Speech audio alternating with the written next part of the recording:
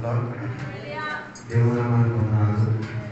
ఉపవాస ప్రార్థన గుడిలో దేవుని సన్నిధిలో కలిసి తీరడానికి దేవుడు మనందరి జీవితంలో కల్పించిన దేవుని స్తోత్రం.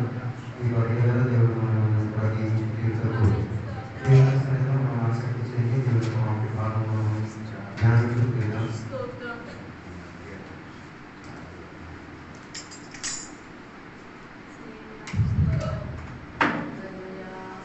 దేవుడు మనల్ని కూడా దీవించును గాక. ఇప్పటికీ దేవుని యొక్క కృపతో మమ్మల్ని నడిపించి తీరడానికి దేవుని యొక్క సన్నిధిని ఆసక్తితో మనం కూర్చున్నాం. వాక్యాన్ని మనం చదువుదాం. అపోస్తల కార్యం 16వ అధ్యాయం దాని 36వ వచనం. అపోస్తల కార్యం 16వ అధ్యాయం 36వ వచనం. చెరసాల నాయకుడి మాటలు పౌలునకు తెలిపి మిమ్మల్ని విడుదల చేయమని న్యాయాధిపతులు వర్తమానము పంపి ఉన్నారు గనుక మీరిప్పుడు బయలుదేరి సుఖముగా పొండని చెప్పాను. చాలు. అక్కడ చదివిన వాక్య భాగంగా దేవుని వాక్యం చదివిన దేవుని బిడ్డలకి అవగాహన ఉంటుంది. చదవలేని వారికి దాని గురించి ఏ రీతి కలిగిన అవగాహన ఉండదు. కానీ పగటి వేళ దేవుని యొక్క వాక్య భాగంలో నుంచి మనం చూసుకున్నాం. దేవుడు మనతో మాట్లాడి తీరడానికి దేవుని యొక్క సన్నిధిలో మనం ఆసక్తితో మనం కూర్చున్నాం. అపోస్తల కార్యం 16వ అధ్యాయంలో పౌలు శీలాలు దేవుని యొక్క పరిచర్య నిమిత్తం బయలుదేరిన ప్రయాణ యాత్రలో జరిగిన కొన్ని సంఘటనల గురించి అక్కడ ప్రస్తావించి తీరినట్టుగా మనకు అక్కడ కనబడి తీరుతున్నది. దాని 16వ అధ్యాయంలో మనం చదివినప్పుడు పౌలు శీలాలు దేవునికి ఆరాధించి తీరేంతటిగా వారిని బంధించి తీరి వారిని బందీ గృహంలో పెట్టేసిన ఒక సందర్భంలో దేవుడు వారితో దేవుడు జరిపించిన ఒక గొప్ప అద్భుతం గురించి అక్కడ మనం చదివినట్టుగా మనకి కనబడుతున్నది. ఆ 36వ వచనం మనం చదివినప్పుడు అక్కడ 3 వ్యక్తిత్వాలు ఇతర వ్యక్తిత్వాల గురించి మనకు అక్కడ కనిపించిన ఒకటి ఆ జైల్లో ఉన్న జైలర్ గురించి, రెండోది చెరసాలలో పట్టబడిన ఇద్దరు పౌలును శీలా గురించి, మూడోదిగా అక్కడ ఉన్న అధికారుల గురించి 3 మాటలు అక్కడ ప్రస్తావించినట్టుగా మనకి కనబడి తీరుతున్నది. ఆ చెరసాలలో ఉన్న బందీ గృహంలో ఉన్న ఆ వ్యక్తి ఇద్దరు వారి సువార్త మూలముగా చెరసాలలో ఉన్న అధిపతి ఏమై తీరాడు రక్షణ పొంది తీరడానికి కారణమై తీరారు. ఆ అధ్యాయం చదివితే మీకు అర్థమై తీరుతుంది. ఆ వ్యక్తి రక్షణ పొంది తీరడానికి అక్కడ సేవకులు సువార్త ఏం చెప్పలేదు, రక్షణ గురించి ఏం చెప్పలేదు. కేవలం ఆయన తన వారి జీవితంలో జరిగిన ఒక విడుదల వారిని చూచేటప్పుడు ఆ వ్యక్తికి ఏం కలిగి తీరింది, ఒక ప్రశ్న కలిగి తీరింది. నేనేం చేసుకు తీరాలి, రక్షణ నిమిత్తం నేనేం చేసుకు తీరాలన్న రీతిగా ఉన్న ఒక ప్రశ్న ఆయనకి కలిగి తీరింది. ఈ కాలంలో ఉన్న దౌర్భాగ్యం ఏంటిది అంటే దేవుని బిడ్డలకున్న ఆత్మిక చర్య ప్రజలని దేవుని దగ్గర ప్రశ్నించి తీరేంతటిగా ఉన్న ప్రశ్నను ఇచ్చుకు తీరట్లేదు. అందుకే చాలా మంది యేసయ్యకి దగ్గర కాలేకపోతున్నారు. అయితే మనం చదివిన వాక్య భాగం 16వ అధ్యాయంలో దాని 16వ వచనం నుంచి కిందకి చదివినప్పుడు మనం చూచి తీరొచ్చు. దేవుని యొక్క దాసులు ఎవరు పౌలు శీలాలు ప్రార్థనకు బయలుదేరే ఒక ప్రయాణంలో వారిని అభ్యంతరపరిచి తీరేంతటిగా దుష్టాత్మతో పీడింపబడిన ఒక స్త్రీ వారిని ఏం చేసి తీరింది, విపరీతంగా స్వయం చేసి తీరింది. కేకలు వేసి వారిని ఏం చేసింది, ప్రభావితం చేసినట్టుగా అక్కడ రాయబడుతున్నది. ప్రభావితం అనే పదం మనం ఉపయోగించలేము. వారిని ఏం చేశారు, విరక్తి చేయించేటట్టుగా మనకు అక్కడ కనబడుతుంది. అన్ని కేకలు దేవుని కేకలు కావు. చాలా మందికి ఇప్పుడు కూడా అర్థం కావట్లే. ఆరాధన అంటే కేకలు అనుకుంటున్నారు. అన్ని కేకలు దేవుని ఆత్మతో నిండినే కాదు. ఇక్కడ ఆ స్త్రీ ఏం చేసి తీరింది, కేకేసి తీరింది. ఏమని కేకేసి తీరింది, వారి దేవుని యొక్క పరిచారకులని రక్షణ మార్గం గురించి బోధించిన వారన్న ఒక కేకని ఏం చేసింది, చెప్పి తీరింది. అందుకే చాలా మంది ఆరాధనకు వస్తే కేకేస్తే అయిపోయింది అనుకుంటున్నారు. కేక వేయడం కాదు, కేకలో ఏముండి తీరాలి, ప్రజలు రక్షణ పొందే మార్గం ఉండి తీరాలి, ప్రజలు దేవునికి దగ్గర వచ్చే భాగ్యసామ్యత ఉండి తీరాలి. అయితే ఆ చదివిన వాక్య పరిచర్యలు మనం చూడగలిగి తీరాము. ఆ జైల్లోకి ఏమై తీరారు, వీళ్ళని ఎక్కించుకు తీరారు. దేనికోసం, ఈ స్త్రీని ఏం చేశారు, గద్దించడం వలన, ఆమె లోపల దురాత్మ వ్యాపరించడం వలన సేవకులు వారిని గద్దించి తీరారు. అందుకే చాలా మందికి ఇప్పుడు కూడా తెలియట్లేదు ఎక్కడ ఎప్పుడు ఏ రీతిగా గద్దించి తీరాలి. అందుకే ఈ కాలంలో ఉన్న దేవుని యొక్క బిడ్డలకి గద్దింపు ఇష్టం లేదు. గద్దింపు ఇష్టం లేనోడే నీ జీవితంలో సాతాను శక్తులు ప్రభావం చేసి తీరుతున్నాడు. ఇక్కడ దేవుని యొక్క వాక్యం. అందుకే చాలా మందికి గద్దింపు అన్న రీతిగా ఏం లేదు, ఇష్టం లేదు. వారిని గద్దించకూడదు, వారి పిల్లల్ని గద్దించుకోకూడదు. నేను చెప్పక తప్పదు, నీ ఇంట్లో నీ కుటుంబంలో దురాత్మలు ఏలుతున్నాయి.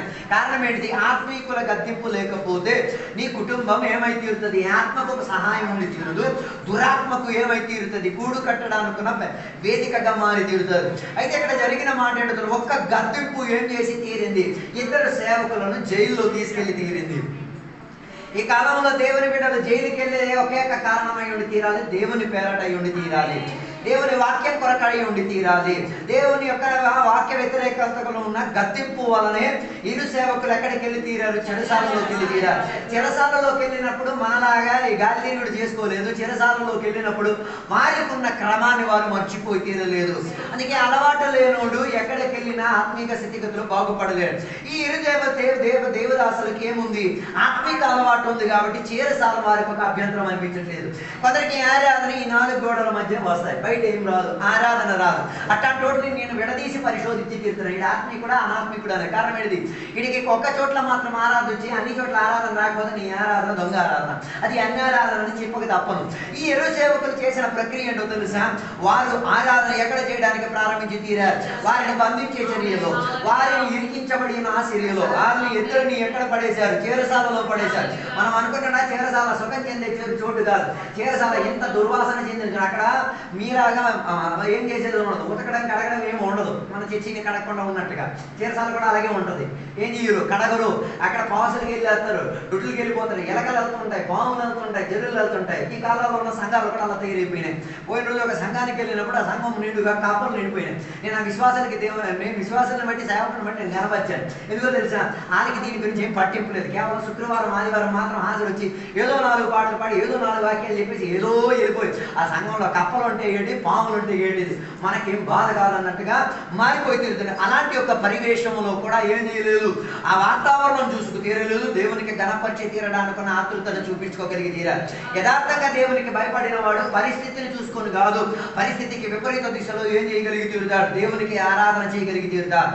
అందుకే నేను చెప్పి రావడానికి ఉద్దేశం ఇదే. ఆ ఆరాధన చేసిన ఆ ప్రణాళికలో ఏమై తీరింది? వారి బంధకాలు ఊడిపోయి తీరింది. చెరసాల మొత్తంలో ఏమొచ్చి ఒక కదిలింపు వచ్చి తీరింది.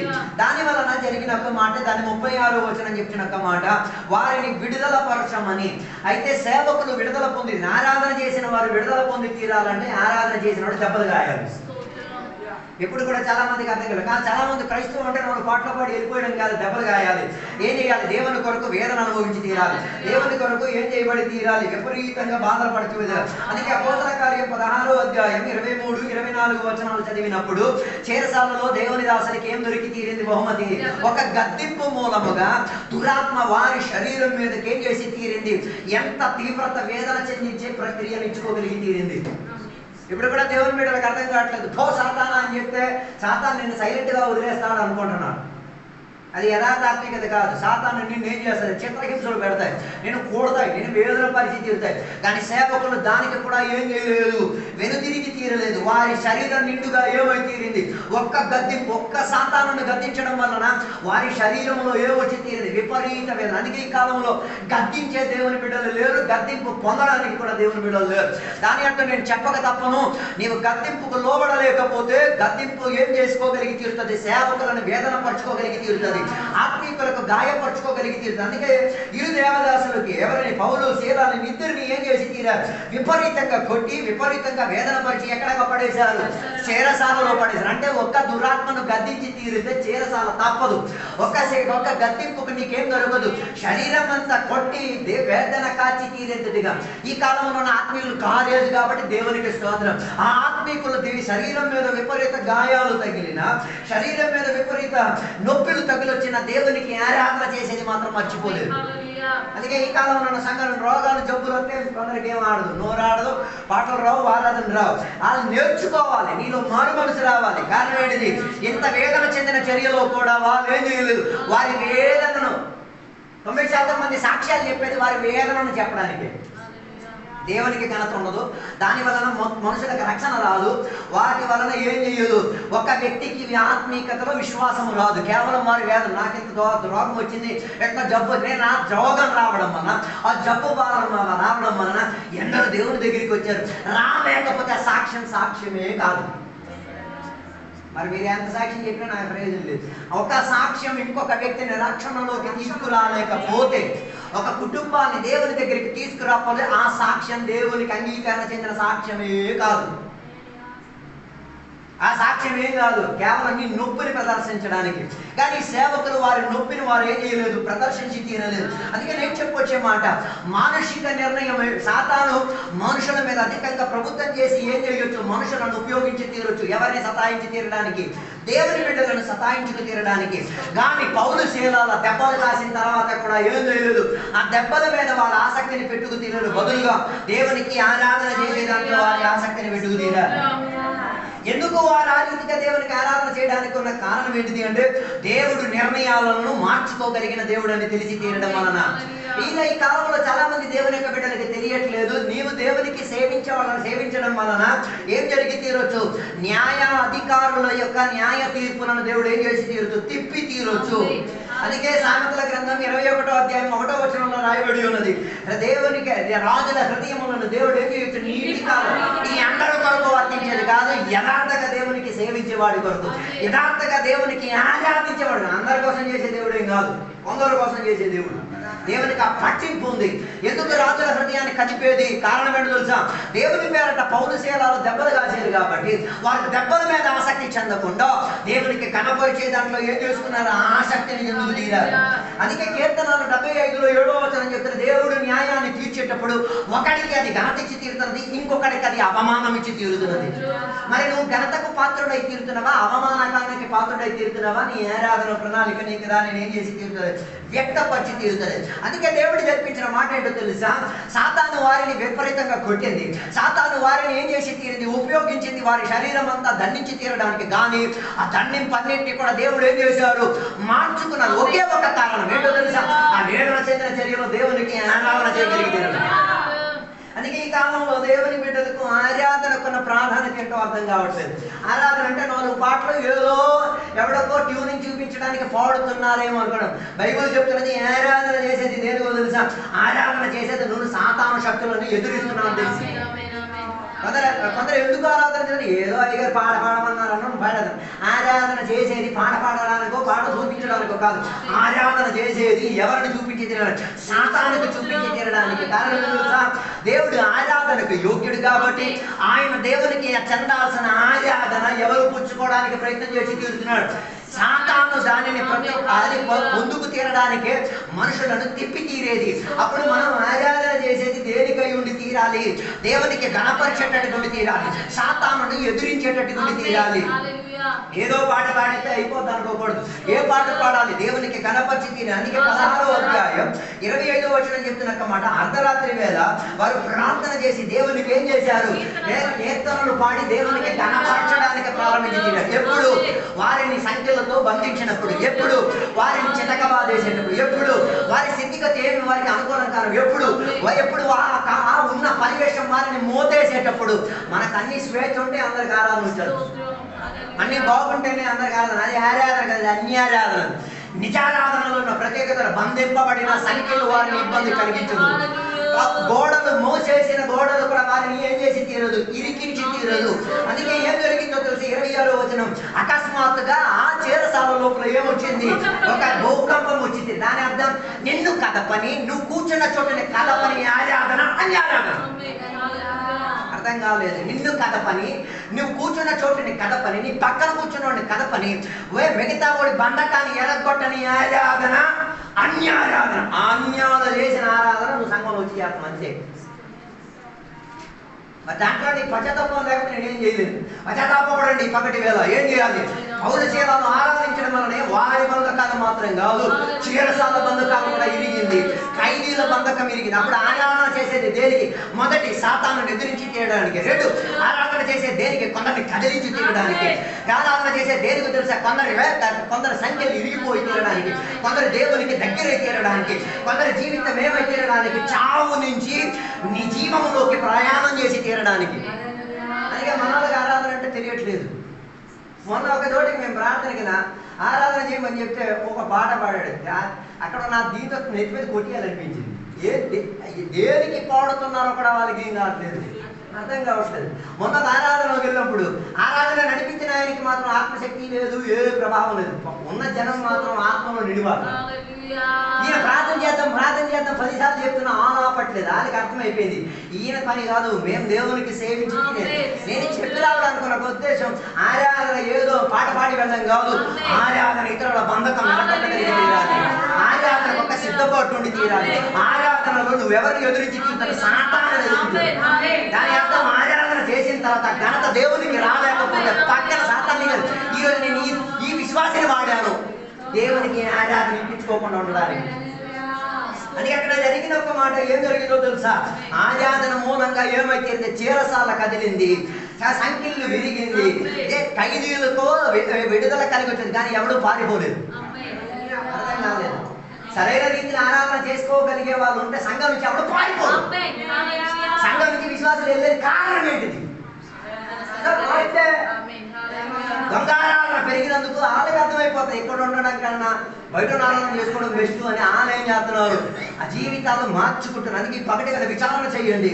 యథార్థ ఆరాధనలు కొచ్చి తీరితే బంధింపబడి ఉన్న ఖైదీలు కూడా ఏమై తీరొచ్చు, విముక్తి పొందొచ్చు, వారి సంఖ్యని విరిగిపోయి తీరొచ్చు, వారు ఏమవ్వచ్చు, పారిపోయే పరిస్థితి రాదు.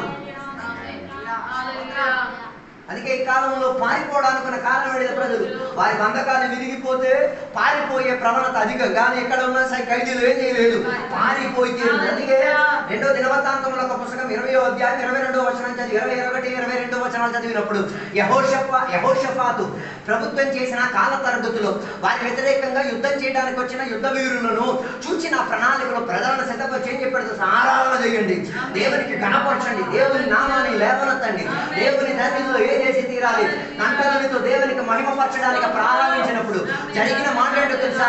అవతల పక్క నుంచి వచ్చిన శత్రువులు వారి చేతుల కత్తులు, కడారాలు, కావాల్సిన ఆయుధ ఉపకరణాలు అన్నీ ఉన్నాయి. యువత నుంచి వచ్చిన మనుషుల చేతిలో ఏం లేదు, ఏ ఉపకరణము లేదు. ఉపకరణము లేకపోయినా ఉన్న ఉపకరణం స్తుతియాగంగా మారేది. అందుకే బైబిల్ సెలవిచ్చే మాట, మనం సేవించే దేవుడు స్తుతులకు ఆసీనుడైన దేవుడు, స్తుతుల పైన ఏం చేసే దేవుడు, నివసించుచున్న దేవుడు. అందుకే ఆ స్తుతి మూలంగా ఏమై తీరింది? యెహోషాపాతును తన తోటి శిష్యులతోటి బృందం అందరికి ఏం కలిగి తీరింది? విజయం కలిగి వచ్చి తీరింది. అవతల వచ్చిన శత్రువులు ఏమైపోయి తీరారు?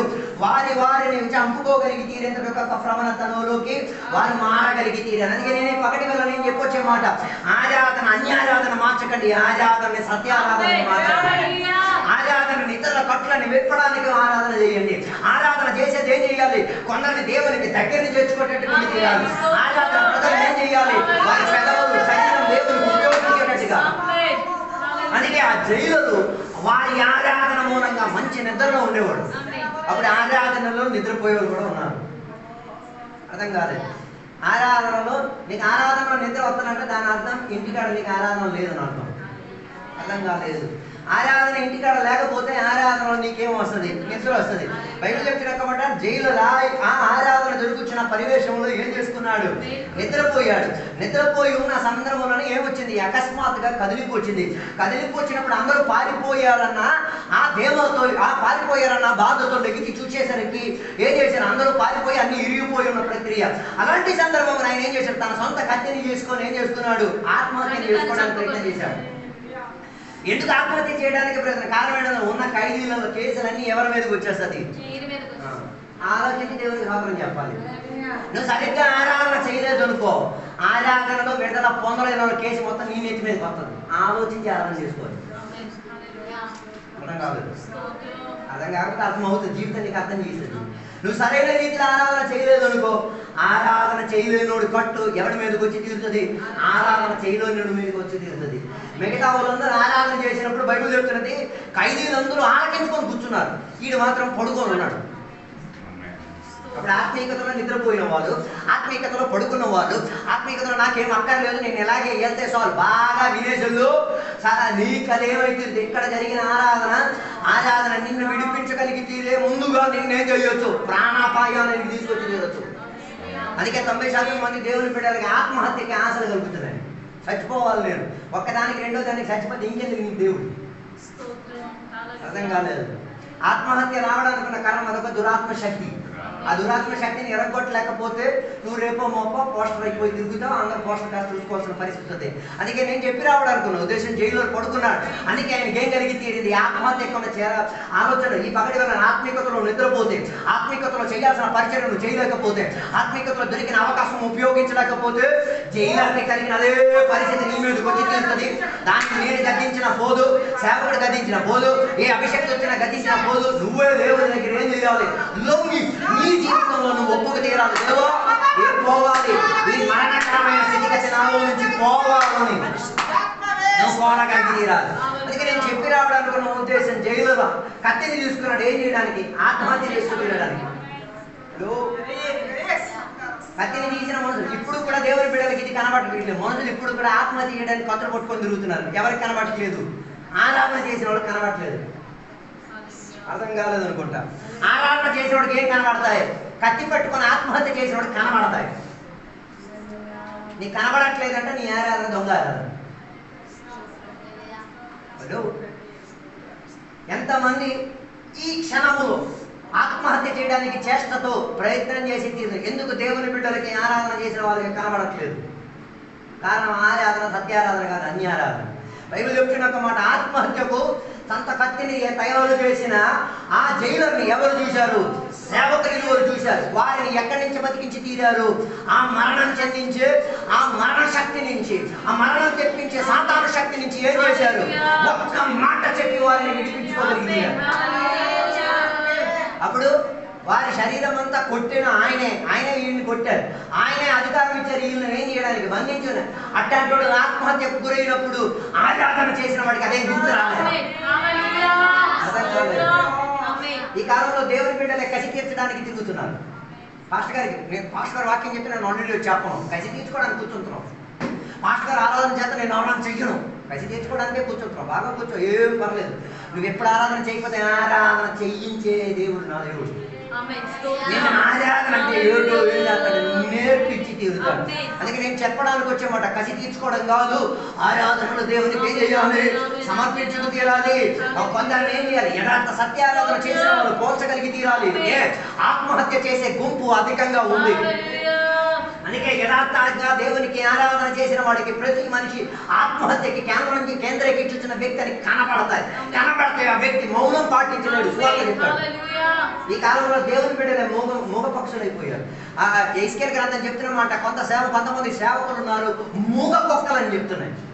నేను సేవకులను పదం తీసి విశ్వాసులు కూడా కలిపేస్తాను. సేవకులు విశ్వాసులు ఉన్నారు అట్టంటాడు మూగ కుక్కలు. కారణం ఏంటి? ఎప్పుడు మోగాలో వారికి తెలియదు. అర్థం కాలేదు. ఎందుకు కుక్క మూగదైపోయింది? కారణం ఏంటంటే దొంగ వచ్చి దొంగతనం చేసుకెళ్ళి సైలెంట్ అయిపోయింది. ఎందుకు ఆ కుక్క సైలెంట్ అయిపోయింది?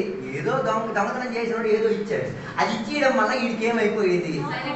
అందుకే చాలా నువ్వు స్వార్థ చెప్పకపోవడానికి ఉన్న కారణం సాతాను ఇచ్చిన బెచ్చలు తినేసావు. అందుకే నీ నోటి నుంచి ఏం రావట్లేదు, స్వార్థ రావట్లేదు. ఒకటికి ఆత్మహత్య చేసిన ఒక మనిషికి కనబడినప్పుడు, నరకానికి వెళ్తున్న ఒక వ్యక్తిని కనబడినప్పుడు నీ లోపల ఏం రావట్లేదు. సాతానికి బిస్కెట్ తినేసి సైలెంట్ గా దేవునికి స్తోత్రం చెప్పేసుకొని తిరగడం కాదు, సువార్త చెప్పాలి. పౌలు శీలలు ఏం చేశారు? జైలర్కి సువార్త చెప్పడానికి, అయినా నీకు ఏ హాని చెయ్యొద్దు, ప్రాణం నీకు దక్కినది కాదు, ప్రాణానికి అధికారం చెందినది దేవుడు.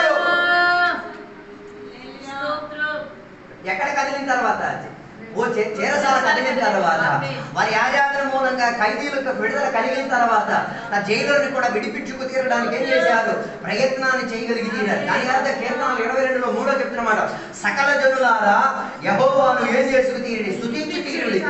ఓ లార్డ్, ఆరాధన చేసిన వాళ్ళు ఎందుకు పిలిచారు? నువ్వు చప్పట్లు కొట్టేసి కంచెలు కొట్టేసి దూకేసి గెంటేసి వెళ్ళడానికి కాదు. గెంటలేని, ఆరాధన చేయలేని, మౌనం పాటించేవారి, దేవునికి స్తోత్రం చెప్పలేని, దేవునికి కథలు అర్పించలేని చేత నీవేం చేయాలి? శుభవర్తమానం చెప్పి ఆరాధన గురించి బోధించి వారిని ఏం చేయాలి? దౌర్భాగ్యం ఈ కాలంలో క్రైస్తవం మనం మాత్రమే ఆరాధన చేస్తాం. బయట ఉన్న వాళ్ళకి ఆరాధన చేయడానికి ఏం చెయ్యం? వేదిక తయారు చెయ్యం. అర్థం కాలేదు. యథార్థంగా ఆరాధన చేయగలిగిన వాడు, యథార్థంగా దేవునికి సేవించిన వాడు ఇతరులకు వేది అప్పగించుకు తీరుతాడు. ఎందుకు? వారిని దేవునికి ఆరాధన చేసి తీరడానికి. అందుకే జైలర్ ఆ రాత్రి వేళ ఏం చేసుకు తీరాడు? యేసయ్యను నిజ రక్షకునిగా అంగీకరించి తీరి రక్షణ మార్గంలోకి వచ్చి తీరేంతటిగా వేదిక ఎవరు తయారు చేశారు? బాధపడిన సేవకులు. ఏ సేవకులని సాతాను ఇరికించాడు, ఏ సేవకులని సాతాను జైల్లో తీసుకెళ్లాడు, ఏ సేవకులని సాతాను జైల్లో బందీ చేశారు, ఏ సేవకులని విపరీతంగా కొట్టేసి చేశారు, ఆ బంధింపబడిన చర్యలు దేవునికి గణపరిచి తీరడానికి వారు ఏం చేశారు? వారి బాధలన్నింటినీ కూడా దేవుని సన్నిధిలో అప్పగించి తీరడం వలన ఏం చేయగలిగి తీరారు? ఖైదీల కట్లను ఎప్పుకోగలిగారు, చేరసాల యొక్క పునాదులు కదపగలిగి తీరారు. అందరితో ఆగిపోలేదు. ఆత్మహత్యకి చేష్ట చేస్తున్న జైలర్ని ఏం చేసుకో విడిపించుకోగలిగి తీరాలి. ఈ పగటి వేళ నిన్ను అడుగుతున్నాను, గత వారంలో ఎంతమంది నీకు దొరికారు ఆత్మహత్య చేస్తారు? దొరకలేకపోతే నీ ఆధారాలను పరిశీలించుకో. అర్థం కాలేదనుకుంటా. వాళ్ళు చచ్చారు, అలా చచ్చుంటే వారి రక్తం నీ మీద పడుతుంది. అర్థం కాలేదు. వారు కానీ ఆత్మహత్యకు చేష్ట చేసింది నువ్వు పోల్చుకోలేకపోతే దాని అర్థం వారి మీద ఉన్న శిక్షా విధి ఎవరి మీదకి వచ్చి తీరుతుంది, నీ మీద వచ్చింది. అందుకే బైబిల్ చెప్తున్నమాట, నేనేం చేయాలి? సువార్త చెప్పక ఉండలేను, నేను సువార్త చెప్పి తీరాలి. సమయమందును అసమయమందు నేనేమై తీరాలి? వాక్యం సిద్ధపాటు కలిగి ఉండి చెప్పి తీరాలి. అందుకే నేటికి కొందరికి ఇప్పుడు కూడా తెలియదు, ఎప్పుడు ఏ సందర్భంలో ఎవరికి ఏం చేయాలి సువార్త చెప్పాలో తెలియదు. ఈయనకి ఎప్పుడు సువార్త చెప్పారు? ఆత్మహత్యకి కత్తి గొంతుకి దగ్గర ఉన్నప్పుడు సువార్త చెప్పారు. ఎంత షార్ప్ ఆరాధన, నేను ఎంత షార్ప్ చేస్తాడు. ఎప్పుడు ఎక్కడ ఏ సందర్భమున ఏం చేయాలి? ఒకడికి రక్షణ మార్గం గురించి చెప్పాలి. తొలి సాతాను వీరి గురించి చెప్పిన మాట ఏంటో తెలుసా? వీరు అత్యున్నత దేవుని యొక్క సేవకులు, రక్షణ మార్గం గురించి చెప్పేవారు. హలో, ఇప్పుడు కానీ వీళ్ళు రక్షణ మార్గం గురించి వీళ్ళు చెప్పారు అనుకో, సాతాను ఆనందిత నేను వీళ్ళు చేత చేయించాను. అందుకే వీళ్ళు ఆయనకి ఏం చేయలేదు, వెంటనే రక్షణ మార్గం గురించి చెప్పడం, ముందు ప్రాణ రక్షణ తెచ్చుకోవాలి. అర్థం కాలేదు. అందుకే కొందరికి ఎప్పుడు ఎక్కడ తుపాకీ కొట్టాలో తెలియట్లేదు. కనబడితే తుపాకీ పట్టి పోసేయడమే, నరుకు వెళ్ళిపోవడమే. కొందరు అయితే కత్తి దొరికితే చాలు ఇంకా అన్ని నరుకు నరికే. నేను ఒకసారి కేరళకి వెళ్ళిన టైంలో తోట నరకడానికి వెళ్ళాం. తోట నరకడానికి వెళ్ళి గడ్డి పూసలు అన్ని నరకమని చెప్పాను. మనకు తెలియదు కదా ఏ చెట్టు ఏ చెట్టు. అక్కడికి వెళ్ళినప్పుడు ఏం తెలుసా, అక్కడ కొన్ని కమ్మలు ఓరెంజ్ చెట్లు ఉన్నాయి, తర్వాత ద్రాక్ష చెట్లు ఉన్నాయి, ఏవేవో చెట్లు అండి. మనకు తెలుసు నరకడా అంటే మొత్తం చనిపడేశారు. ఆ అమ్మ పరిగెట్టి వచ్చారు, ఊరు నాయనో నీకు నరకమని చెప్పింది తొరపాటు అయిపోయింది, మొత్తం ఏం చేసేసావు? కొంత దేవుడు నరకడా అంటే నరికేస్తున్నారు. నాయన నరకరా అంటే నరకడం కాదు, సందర్భం చూసేం చేయాలి, నరికి తీరాలి. ఖైదీలో పడిన సేవకులు వారి వేదనను దుఃఖమును వారు ఏం చేయలే, బయటికి చెప్పాలి అని చెప్పాలి. చెప్తే బోర్డు కౌంట్లు వస్తాయి. అర్థం కాలేదు. ఈ కాలంలో మనుషులకి ఏం చెప్పడానికి చాలా ఇష్టం, మరి వేదన చెప్పుకోవడం చాలా ఇష్టం. ఈ వేదన గురించి ఎక్కువ చెప్పాలంటే ఏసై చెప్పగలిగేది. ఆయన సహించినంత నువ్వు సహించుండవేమో. అర్థం కాలేదు.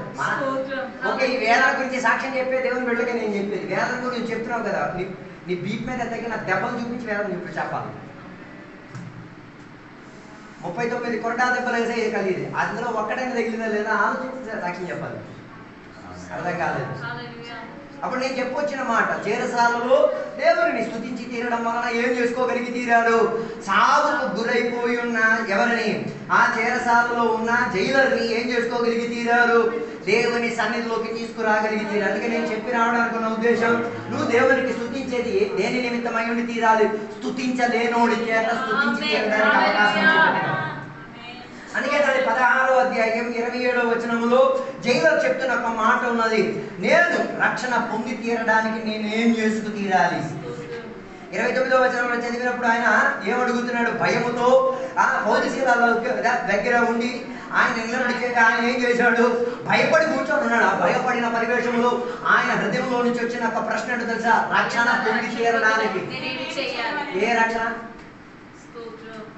కత్తి చేతిలో ఉంది, ఆ రక్షణ గురించి చెప్పారా? మరుమనసు గురించి, రక్షణ విషయం గురించి కాదు. ఏ రక్షణ గురించి?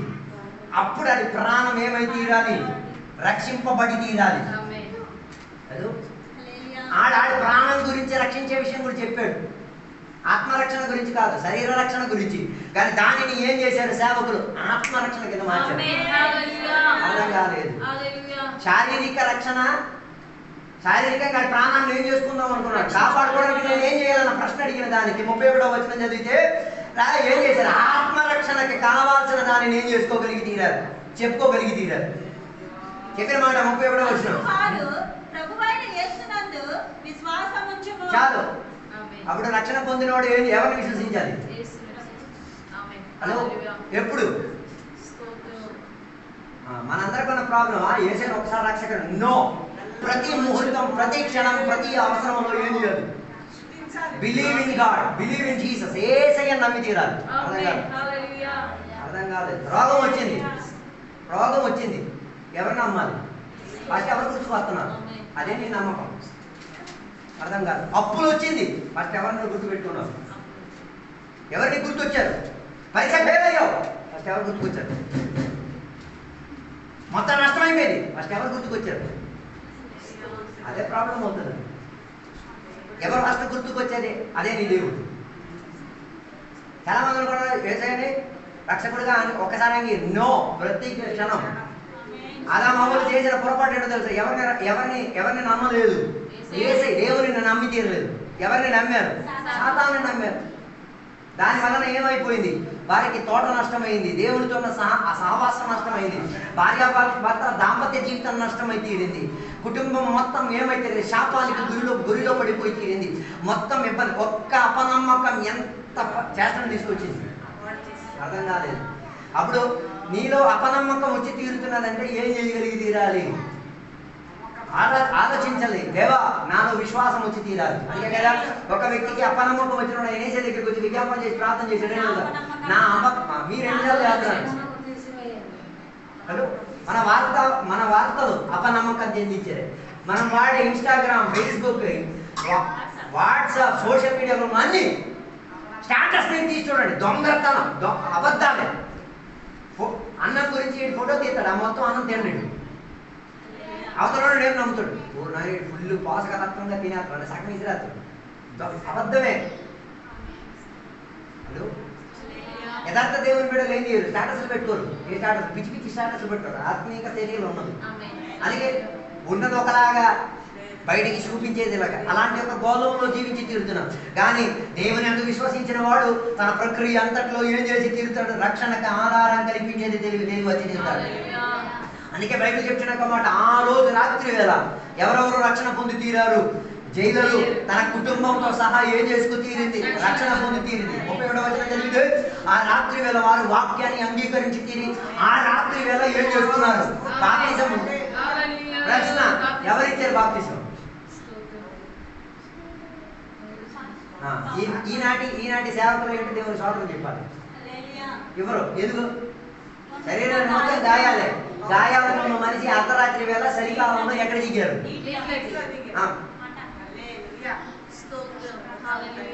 అర్థం కాలేదు.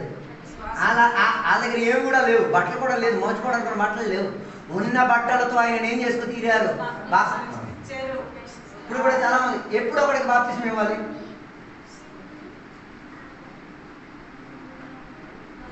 ఎప్పుడు అందరికి దేవుని విశ్వసించేస్తే వెంటనే ఏం చేయాలి? విశ్వసిస్తే బాప్తిసం ఇవ్వాలి, కాదని నేను అనట్లేదు. కానీ విశ్వసించిన వాడు చెప్పగలగాలి, ఎందుకు నేను బాప్తిసం పొందుతున్నాను, ఈ బాప్తిసం పొందడం మనలో లాభోదయం ఏంటి, వాడు వాక్యపరిచయం చేసి చెప్పగలగాలి. అట్లాంటి అర్థం కాలేదు. ఆడు ఏం చేయాలి? నేను ఇప్పుడు వాక్యపరిచయం చేసి బాప్తిసం గురించి నీకు చెప్పాను, నువ్వు బాప్తిసం తీసుకోవాలనుకుంటున్నావు, నేను పెట్టుకుంటాను. నేను చెప్పిన అదే వాక్యం మందులు మీకు నేను చెప్పాలి. ఈ చెప్పలేదు కాబట్టి కొన్ని దేవుని మేడ మారిపోయింది. కొంతమంది బలవంత బాప్తిసమే, 90% మంది బలవంత బాప్తిసమే.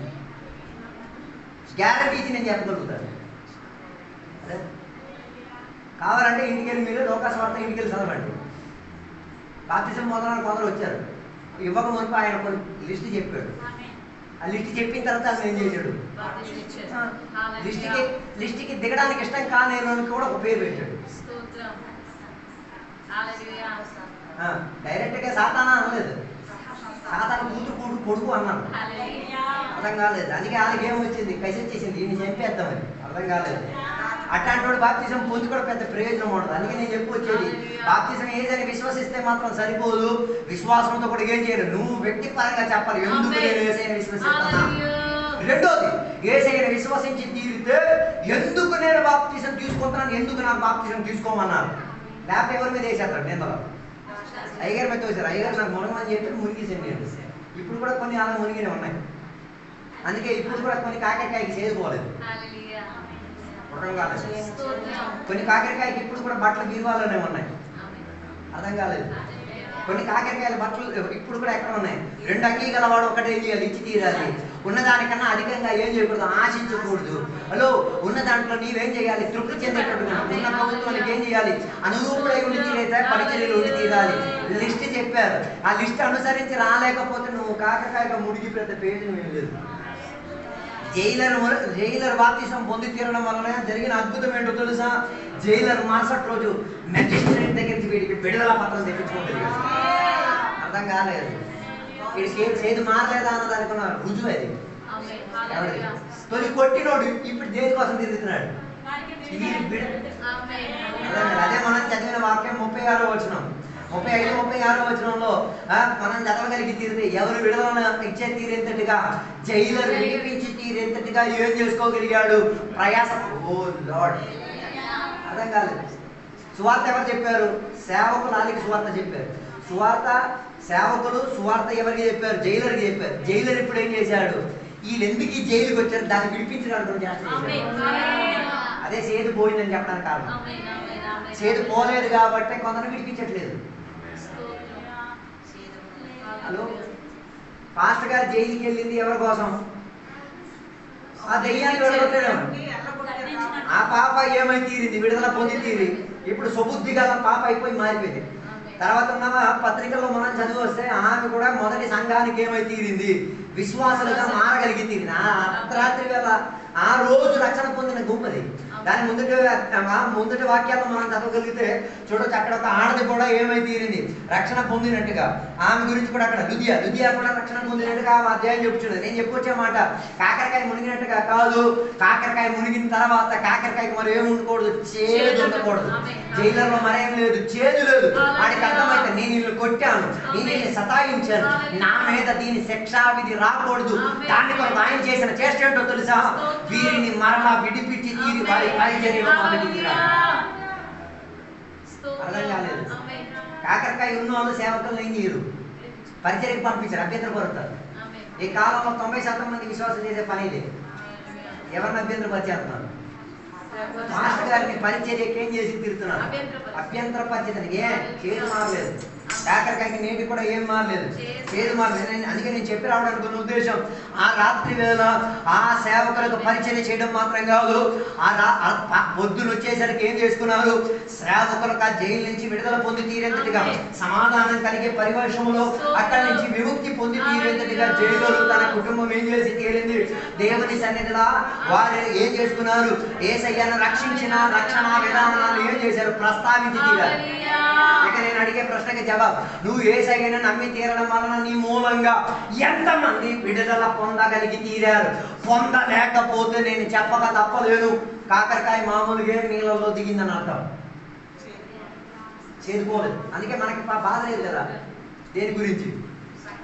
జైల్లో ఆ మనుషులు ఉంటే మనకేంటి? స్వార్థ చెప్పకపోతే నాకేంటి? ఎవడు ఆరాధన చేయడానికి నాకేంటి అంటే దాని అర్థం ఏం పోలేదు, చేదు పోలేదు. అది ఈ పగటి వేళ నేను చెప్పుకొచ్చే మాట, దేవుని యొక్క బిడ్డలారా, జైలు రాత్రి వేళ ఏం చేసుకున్నాడు? బాప్తిసం పొంది ఆనందించి ఏం చేసుకోగలిగే? సేవకులకు విడుదలనిపించుకోగలిగే, చర్యనిచ్చుకోగలిగి తీరారు. ఆ రాత్రి వేళ సేవకులు ఆ రాత్రి వేళ పరిచర్య మూలంగా అరుణోదయం వచ్చేసరికి ఏమై తీరింది? మజిస్ట్రేట్ మూలంగా విధి ప్రస్తావన వచ్చింది. ఏమని? వీరిని విడుదల చేసి పంపించమని. అప్పుడు ఈ జైలుకి వెళ్ళడానికి కారణం ఎవరు? జైలుకి వెళ్ళడానికి ఉన్న కారణం ఆ స్త్రీని ఏం చేశారు? వారి దురాత్మను వెళ్ళగొట్టడం వలన వీరు జైలుకి వెళ్ళారు. దాని వలన ఏం చేశారు? ఆ స్త్రీని విడిపించారు. దాని తర్వాత ఎవరిని? జైలర్ని, తన కుటుంబాన్ని విడిపించుకోగలిగి ఒక సంఘానికి వచ్చే ఆదివారం కూర్చోడానికి కావాల్సిన విశ్వాసం. అర్థం కాలేదు. ఎక్కడ వచ్చిన సంఘ బిడ్డలు ఊరికి అలా వచ్చి పుట్టుకొచ్చిన పుట్టకుక్కలు కావు. అర్థం కాలేదు. ఊరికి ఎక్కడికి వచ్చి కూర్చున్న పుట్టకుక్కలు కావు చర్చి లోపల. దాని వెనకాల ఏముంది? పాస్టర్ గారి వెల చెందిన ఉన్నాయి, పాస్టర్ గారి కన్నీరు కార్చినది ఉన్నది, పాస్టర్ గారి గాయపడిన ఉన్నాయి, పాస్టర్ గారి వేదన పడిన ఉన్నాయి. ఆ వేదనలు ఏంటి? ఏం చేయలేదు, ఎవరికి చెప్పలేదు. అదే ఈ ప్రాబ్లం అయిపోతుంది. వేదన చెప్పకపోయినా రక్షణ పొంది తీరితే వేదన అర్థం చేసుకుంటారు. జైలర్ కలకి అర్థమై తీరింది, వీళ్ళకి పెద్ద దెబ్బలు తగిలిందని, వీళ్ళకి మందులు రాయాలని, వాళ్ళకి పరిచయం చేయాలని. బాప్తిసం పొందిన తర్వాత వాళ్ళ గాయాలు మొత్తం ఎలా ఉంటుంది? మంట ఉంటుంది. ఇద్దరు భార్య భర్తలు కలిసి ఏం చేశారు? పరిచయం చేశారు. కొందరికి చేదు మారలేదు కాబట్టి అయ్యారు పరిస్థితి లేవు. హలో, ఉన్న ఊరు వాళ్ళకి అందరికీ డబ్బులు పరిచయం చేసేస్తారు. ఉన్నా అర్థం కాలేదు. ఎందుకంటే ఊరు వాళ్ళందరికీ పరిచయం చేసేది డబ్బు ఇస్తున్నాడు కాబట్టి. లేకపోతే ఇంపాటి కాలం వచ్చారు. నువ్వు ఎవరికి పరిచయం చేయాలి? నీకోసం తప్ప. అందుకే ఈ కాలంలో ఏం లేదు, మనసాక్షి లేని దేవుని బిడ్డలు. రక్షణ బాప్తిసం పొందేటట్టు చెప్పినప్పుడు మాట, బాప్తిసం మనం పొందుకునే దేనికి? అందులో ఒక కారణం యేసయ్యని ధరించుకు తీరడానికి. అంతటితో ఆగిపోలేదు. ఏం పొందుకు తీరడానికి? మనసాక్షి మాత్రం కాదు, మంచి మనసాక్షి. అప్పుడు తొలి ఉన్నది ఏంటిది? చెడ్డ మనసాక్షి. మంచి మనసాక్షికి ఉన్న ఒక ప్రత్యేకత ఏంటిది? దానికి ఎప్పుడు మంచిగా ఉన్న దానిని ఏం చేసుకోగలిగింది? ప్రస్తావించే మనసాక్షి. ఓ లార్డ్, అందుకే రాత్రి వేళ ఎవరికి అర్థమై తీరింది? అయ్యో, బాప్తిసం పొందడం వలన ఎవరికి జైలులో తన భార్యకి మనసాక్షి ఏమైతే యాక్టివేట్ అయితే మంచి మనసాక్షి వచ్చి తీరింది. అయ్యో, మేము ఎవరికి పరిచయం చేసి తీరాలి, సేవకులకు పరిచయం చేసి తీరాలి, సేవకుల వేదనలో మేమేమై ఉంటాం వైద్యంగా. O Lord, in pastor's pain, pastor గారి వేదనలో సంఘం ఏమై తీరాలి? వైద్యంగా మారాలి. ఈ కాలంలో ఉన్న సంఘం ఎలా తయారైంది? ఉప్పుగా మారింది, వేడి నూనెగా మారింది, పోసి పడేస్తున్నారు. ఆలోచించండి. యథార్థ ఆరాధన చేసిన దేవుని బిడ్డ సంఘానికి ఏ రీతిగా వైద్యంగా ఉండేవి తీరుతారు. అందుకే యేసయ్యని యెషయా గ్రంథంలో చెప్తున్న మాట, ఆయన మంచి వైద్యకుడు. Is a good doctor. Yesayya మంచి వైద్యకుడు. అదో రక్షణ పొందిన దేవుని యొక్క బిడ్డలు ఇతరుల వైద్యం, ఇతరులకు ఏం చేయగలిగేటట్టు కూడా తీరాలి, వైద్యం చేయగలిగేటట్టు కూడా తీరాలి. మన వైద్యం ఎప్పుడు ఎవడో కూడా హాస్పిటల్లో అంటే 4 పళ్ళు 4 బప్పస్కాయలు తీసుకెళ్ళి ఇచ్చేసి వైద్యం అనుకుంటున్నాం. అది కాదు వైద్యం. దానికి బదులుగా ఏం చేయాలి? బప్పస్కాయ గిబ్బస్కాయ ఇవ్వకపోయినా పర్లేదు, రిలీజ్ ఏం చెప్పాలా? వాళ్ళ భార్యకి చెప్పాలి, అమ్మ నువ్వు ఇంటికి వెళ్ళు, స్నానం కట్ట చేయలేదు కదా, బట్ట కట్ట, నువ్వు ఇంటికి వెళ్ళు, నేను ఉంటాను 2 రోజులు. అది వైద్యుడు పరిచయం. ఇది అట్లాంటి మోడల్. తర్వాత గొప్ప గౌరవ పేదలు ఏమో శుద్ధపరిచి ఆనందించి వారు విడిపించాడు. మరి ఆడ సాక్ష్యం చెప్పాడు, పొగిడితే అయితే చూడాలా? మేము ప్రార్థన చేయడం వల్లనే గొడవ ఏమయ్యాడు. నేను అడిగేది, ఆడికి మందులు వేసావా, వైద్యం చేసావా, చికిత్స ఏమైనా చేసావా? డాక్టర్ చేశాడు. అలాంటప్పుడు నువ్వు చెప్పుకోకూడదు, యెహోవా నాకు రాఫా అని చెప్పకూడదు, దేవుడు నాకు వైద్యుడిని చెప్పకూడదు. హలో, యథార్థ దేవుని బిడ్డలు ఏం చేయగలిగి తీరేది? ఇతరుల వేదనలను ఏం చేయగలిగేది? తొడవగలిగి తీరేది. అందుకే రాత్రి వేళ, ఈ పగటి వేళ నేను చెప్పడానికి వచ్చే ఒక కారణం, హలో, నీవు సంఘంలోకి వచ్చింది ఏమై తీరడానికి? Be a medicine. అర్థం కాలేదు, వైద్యముగా మారి తీరాలి. నీ సేవకుడు నువ్వు వైద్యమై తీరాలి, నీ సంఘానికి నువ్వు వైద్యుడై తీరాలి, నీ సంఘంలో ఉన్న పరిచర్యలకు నువ్వేమైంది? అందుకే పిఐపి మీటింగ్ లో కొన్ని మోగ దేవతలు వస్తాయి, నో వైద్యం, జబ్బు పాల్పడింది, వాటికి ఏం ఉండవు, ఏ ట్రీట్మెంట్ మేమేం చెయ్యం, మేము వైద్యం పుచ్చుకోవడానికి వచ్చాం ఎన్నాళ్ళు. హలో, అందుకే యేసయ్య చెప్పిన మాట, మీరు లోకానికి ఏమై ఉన్నారు? వెలుగై ఉన్నారు. మీరు లోకానికి ఏమై ఉన్నారు? ఉప్పై ఉన్నారు. వెలుగుకున్న ఒక ప్రత్యేకత ఏంటో తెలుసా? వెలుగు మూలంగా చెట్లకు ఫోటోసింథసిస్ జరిగింది. దాని అర్థం చెట్ల మీదకి వెలుగు పడడం వలన ఏమవుతుంది? నీకు రావాల్సిన ఊపిరి ఆక్సిజన్ గా తయారు చేసి వాళ్ళు చెప్తారు. దాని అర్థం వాటి మీదకి వెలుగు పడేటప్పుడు అదంతా ఇస్తున్నదంటే నీ మీద దేవుడు నీతి సూర్యుడిగా వెలిగింపబడినప్పుడు నీ మూలంగా ఎంత ఆక్సిజన్ పొందుకోగలిగి తిరుగుతున్నాడు. ఆక్సిజన్ అంటే ఆదామును దేవుడు సృష్టించే మూలముగా ఆయన ఏం చేశాడు? ఆక్సిజన్ పోసాడు. ఆక్సిజన్ అంటే ఇంకేం కాదు, దేవుని యొక్క వాక్యమే. He just blew the word of God. దేవుని యొక్క వాక్యాన్ని ఊదాడు, దేవుని యొక్క ఆత్మశక్తిని ఊదాడు. ఓ లార్డ్, అర్థం కాలేదు అనుకుంటాను. అందుకే కొందరు వైద్యం కాదు, ఊదరు. ఈ వైపు నువ్వే ఊదాలి, నువ్వే గాలిదాలి, నువ్వే ఇతరులకు ఏం చేయాలి? జీవశ్వాసన వాక్యం అందించాలి, అన్ని భాషలుగా, కృపావరముగా, పరిచర్య ద్వారా. మోగదేవత నేనేం చెప్పలేను. మోగదేవత అయితే ఏమైపోద్ది? ఆ రోజు పీవైపీ మీటింగ్ లో కొన్ని విగ్రహాలు ఇంటికి చెట్టు నుంచి పంపించినట్టు ఉంటుంది. అర్థం కాలేదు. సండే స్కూల్కి ఎందుకు మనం రావాలి? అమ్మ నాన్నలు రావాలి. ఎందుకు రావాలి? పిల్లలు విగ్రహాలే. రక్షణ పొందలేదు, మోర్మన్స్ కూడా బాప్తిసం పొందలేదు. నడుచుతున్న విగ్రహాలు ఇవి బలవంతంగా ఇక్కడ కూర్చుంటున్నాయి.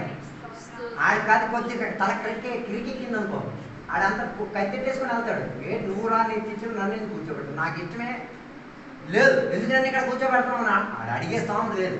ఆడు కొద్దిగా పెద్ద అయితే అదే పేసి తిరిగి వెళ్తాడు. అడు అర్థం కాలేదు అనుకుంటా. బి ఏ మెడిసిన్, ఏమై తీరాలి? వైద్యకుడిగా మారి తీరాలి.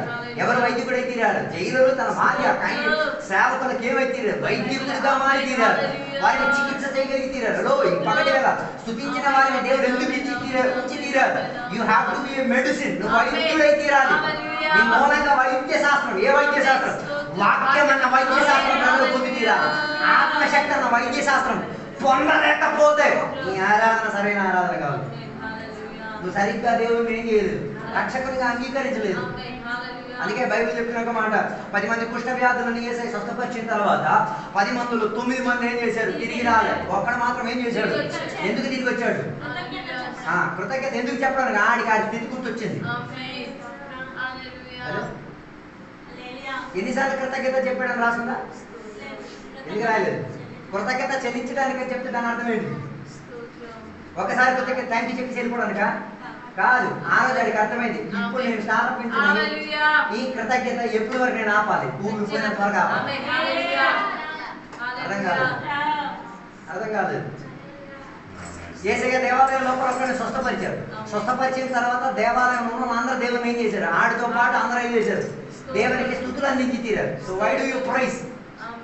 ఎందుకు మనం స్తుతులు అందించేది? మనకు తెలియదు. కారణం దేవుడు నీకు ఏదో చేశాడు కాబట్టి. చేయలేదే మూగ దెయ్యాలు లాగా కూర్చుంటాయి. దేవుడికి ఏం చేయలేదన్నవాడు ఏం చేస్తాడు? పిల్లలకి దేవుడు ఏం చేయలేదు, వాళ్ళకి ఏం అర్థం కాదు. అందుకే అందరూ సైలెంట్ కూర్చున్నారు. వాళ్ళకి ప్రైజ్లాడు చెప్పాలని నేను రావట్లేదు. కారణం ఏంటిది? ప్రైజ్లాడు ఎవడో చెప్పినందుకు చెప్పడం వల్ల కాదు, అది ఎక్కడి నుంచి రావాలి. సో అందుకే నేను చెప్పాను, 10 మంది కుష్ఠ వ్యాధుల్లో 9 మంది ఏం చేయలే, రాలే. కారణం ఏంటిది? ఏం చెప్పాలి? థ్యాంక్ యూ చెప్పాలి. జీవితాంతం థ్యాంక్ యూ చెప్పాలి. చెప్పలేదు నేను, అందుకే రాలేదు. అవి బైబిల్ చెప్తున్నది వారు ఎవరని చెప్తున్నది? యూదులు. యూదులు కన్నా ప్రక్రియ వారు ఏం చేయాలి? దేవుడు ఏం చేయాలి? ఎల్లప్పుడూ దేవుడికి స్తుతించి తీరాలి, మహిమపరిచి తీరాలి. కారణం ఏంటిది? వారికి ఇచ్చిన ఆరోగ్యం ఇచ్చిన దేవునికి ఎల్లప్పుడూ దేవునికి అదో ఎందుకు ఈ విడుదల పొందిన వాళ్ళు దేవుని దగ్గర రావట్లేదు? అదో స్వస్థత పొందిన వాళ్ళు ఎందుకు దేవుని దగ్గరికి రావట్లేదు? వాళ్ళకి ఏం చెప్పడానికి ఇష్టం లేదు, దేవునికి కృతజ్ఞత చెప్పడానికి ఇష్టం లేదు. ఇప్పుడు మనం ఎక్కడ ఆల్రెడీ ఆ ప్రైజ్ లో దేవునికి వందనాలు ఇవన్నీ ఎవరికి చెప్పేది? దేవునికి థ్యాంక్ యూ చెప్తున్నాం. అందుకే బైబిల్ చెప్పేది, పశువుల రక్తము, దూడల రక్తం, మేకల రక్తం కాదు మనల్ని శుభ్రపరిచి తీరింది. యేసయ్య రక్తం మనల్ని శుభ్రపరిచి తీరింది. ఎంత అధికంగా దేవునికి ఏం చేయాలి? ఘనపరిచి తీరాలి, స్తుతిపరిచి తీరాలి. అందుకే పాట రాసినప్పుడు ఏం రాశాడు? నేను స్తుతించినా చాలు, జీవితాంతం నేను స్తుతించి. అందుకే బైబిల్ చెప్తున్నాడు, నీ ఆవరణములో ఎల్లప్పుడూ స్తుతించి ఉండి తీరడమే నా జీవితానికి ఏమై తీరది? భాగ్యం కలిగి తీరేది. దాని అర్థం రక్షణ పొందిన దేవుడు ఏం చెయ్యలేడు, తాళం వేసుకుని కూర్చోలేడు. తాళం వేసి కూర్చుంటే దాని అర్థం ఏంటి? వీడు రక్షణ పొందలేదని అర్థం. ఇది యేసయ్యని కాదు ఏం చేసేది? విశ్వసించేది, సాక్ష్యం అయిపోతున్నది. యేసయ్య ద్వారా రక్షణ పొందినవాడు, విశ్వసించిన వాడు ఏం చేస్తాడు? దేవునికి ఎడతెగక స్తుతులు అర్పించుకు తీరింది. అందుకే నేను చెప్పి రావడానికి నా ఉద్దేశం, ఆ రాత్రి వేళ స్తుతి యాగం ఎక్కడి నుంచి వినబడి తీరింది? జైలర్ ఇంటికాడ నుంచి వినబడి తీరింది. ఆ రోజు వీరు విడుదల పొందిన తర్వాత ఈ పౌలు సేవలు వచ్చే ఆదివారం వచ్చేసరికి ఈ గుంపు మొత్తం ఎక్కడ ఉంది? ఫస్ట్ ఆదివారం వాళ్ళకి. ఎవరికి? జైలర్కి మాత్రమే కాదు, లుదియాకి. మూడోదిగా ఎవరికి? ఆ దెయ్యం పట్టిన స్త్రీ. వారు ఆ ఆదివారం రోజు దేవునికి ఏం చేశారు? ఎంత ఆరాధనతో దేవునికి ఘనపరిచి తీరారు. ఆ రోజు మొదటిసారి వారు బలాలను తీసుకుని ఉంటారు. ఆ రోజు మొదటిసారి వాళ్ళు ఏం చేసుకుని ఉంటారు? ఒకరొకరితో కలిసి ఉండి తీరుతారు. ఒకరొకరికి ఏమి ఇచ్చినాడు? పరిశుద్ధ పరిశుద్ధ పరిశుద్ధ పరిశుద్ధ ప్రైజులోని ఇచ్చినారు. పరిశుద్ధంగా వాళ్ళు ఏం చేసుకున్నారు? కలిసి. దానినే ఎవరు చెప్పేది? ప్రకటనగా నీ మొదటి ప్రేమలో ఏం చేయి? తిరిగిరా. అంటే ఏది గుర్తిస్తున్నారు? నువ్వు ఫస్ట్ డే చర్చికి వచ్చినప్పుడు నీకు పెరిగిన ప్రేమ ఉంది, నువ్వు పొందుకున్న దేవుని యొక్క కృప ఉన్నది, నువ్వు పొందుకున్న అది ఉందా ఇప్పుడు? అది ఉందా ఇప్పుడు? ఎంత త్వరగా మూసేస్తే ఎంత త్వరగా పరిగెట్టేద్దాం మనకి. అప్పుడైతే వెళ్ళడానికి అసలు ఇంట్రెస్టే అనిపించింది కాదు ఎక్కడికి. ఇప్పుడు ఎంత త్వరగా పరిగెట్టారు. కారణం ఏంటి? ఈ ఎక్కడ ప్రేమ కన్నా ఇంకో ప్రేమ అక్కడ వెయిటింగ్ ఉంది. అర్థం కాలేదు. ఆదివారం రోజున ఈ కొంతమంది మాత్రమే కూర్చొని దేవునికి గణపరిచేటప్పుడు దొరికిన ఆనందం ఉంది కదా, వారి జీవితంలో ఏది మర్చిపోలేదు. వీటెనక అంతవరకు రావడానికి ఎవరు ముందుకు తీరారు? ఇరు సేవకులు అనుభవించిన వేదన. అర్థం కాలేదు. అప్పుడు సువార్త చెప్పే ప్రతి విశ్వాసం ఆ వేదన నుంచి వెళ్ళాలి. వెళ్తేనే అలాంటి విశ్వాసాలు వచ్చేది. అర్థం కాలేదు. వెళ్తేనే అలాంటి విశ్వాసాలు, లేకపోతే ఎలాంటి విశ్వాసాలు వస్తాయి? పుట్టకొక్కలని అప్పుడు కనబడతాయి, ఇలా పుడతాయి, అలా చచ్చిపోతాయి. అందుకే కదా ఏసై చెప్పిన మాట, ఏసై విత్తనం వేసే విషయం గురించి చెప్పిన మాట, విత్తనం వేయబడి తీరింది కానీ మంచి నేలలో పడింది ఏం చేసుకు తీరింది? 100 అంతులు, 60 అంతులు, 30 అంతులు ఏం చేసి తీరింది? కాపు కాసి తీరింది. హలో, 100%, 60%, 30%. ఎందుకు? దానికి ఉన్న ఆ ఆనందాన్ని ఏం చేసింది?